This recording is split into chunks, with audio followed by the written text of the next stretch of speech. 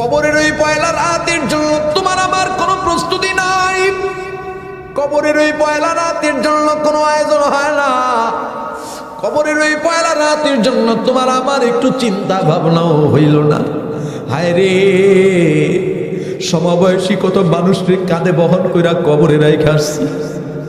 যার যার ঘরে ঘরে চলে গেলাম। বাতিও জ্বলতেছে, পাখাও চলতেছে, এসিও চলতেছে, বন্ধু বান্ধবের অভাব নেই। যারে কবরে রেখে আসলাম তার কবরে বাতি জুতে জ্বলেছে কিনা খবর রাখি নয়, তার কবরে পাখার ব্যবস্থা হয়েছে কিনা জানা নাই, তার কবরে সাথীর ব্যবস্থা হয়েছে কিনা জানা নাই। কিন্তু আমি যদি একটু চেষ্টা করতাম, আমি যদি সামান্য একটু হিসাব করে জমিনে চলতাম, অল্প কষ্টের বিনিময়ে আমার কবরে মাওলা বাতির ব্যবস্থা করে দিত, আমার মাওলা পাকার ব্যবস্থা করে দিত, আমার মাওলা জান্নাতের সঙ্গে একটা লাইন লাগায় দিত।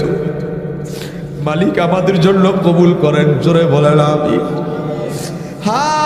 দুইটা হাতের কামাই কি করলাম, দুইটা পা দিয়া কি কামাই করলাম, আমার মাওলার দেওয়ার নিয়ামত চোখ দিয়া কি কামাই করলাম, কান দিয়া কি কামাই করলাম, আমার মাওলার দেওয়া প্রত্যেকটা নিয়ামত দিয়া মাওলা পাকের শুধু নাফরমানি করলাম।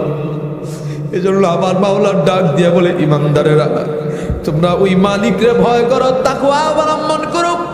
আর তোমরা আরেকটা বিষয় জাইলা নাও, কবরের যে সফরে তোমরা রওনা হয়েছো, ওই কবরের সফরের জন্য তোমার আয়োজন কি, তোমার ব্যবস্থা কি, তুমি চিন্তা ভাবনা কইরো। কারণ হযরত আলী রাদিয়াল্লাহু আনহু বলেন, হাসিবু ক্বাবলা আন তুহাসিবু। এমন একটা সময় আসবে তোমার কাছ থেকে হিসাব তলব করা হবে। এরে নওজোয়ান, তোমার আমার কাছ থেকে হিসাব তলব করার আগে আগে তুমি আমি নিজের হিসাবটা নিজে মিলায়া নেব। তুমি আমি নিজের হিসাবটা নিজে মিলায়া কবর বালিশে মাথা লাগায়া ঘুমাবো। যদি তুমি আমি নিজের হিসাবটা নিজে মিলাইতে পারি, আল্লাহ চাহে তো কিয়ামতের ময়দানে হিসাব সহজ হয়ে যাবে। আর তোমার আমার যদি নিজের মুবাহাসার নিজের করার সুযোগ না হয়, নিজের হিসাবটা নিজের সঙ্গে বোঝাপড়া করার সুযোগ না হয়, যাই না নিও মাওলা রাব্বুল আলামিন আদালত কায়েম করবেন। আদালতের মধ্যে আল্লাহ তাআলা হিসাব তালাশ করবেন। যদি রব কারোর দিকে তাকায়া হিসাব তালাশ করেন, হিসাব নেওয়ার নিয়তে কারোর দিকে তাকান, নবী আলাইহিস সালাতু ওয়াস সালাম বলেন সে হালাক হয়ে যাবে। হাসরের ময়দানে তার পার পাওয়ার কোনো রাস্তা থাকবে না। ও নওজোয়ান যুবক ভাই, আর কত বেনামাজির জিন্দেগি, আর কত বেপর্দার জিন্দেগি, আর কত গুনাহের জিন্দেগি, আর কত দুনিয়ার জিন্দেগি।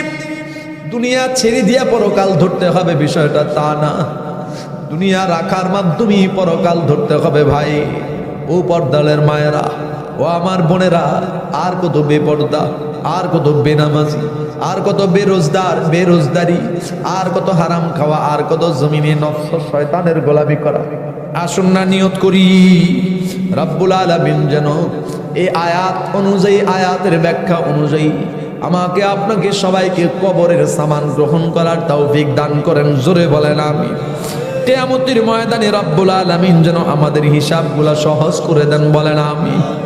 যা কিছু বললাম শুনলাম, প্রথমে আল্লাহ আমাকে আমল করার তৌফিক দান করেন, সবাইকে আমল করার তৌফিক দান করেন।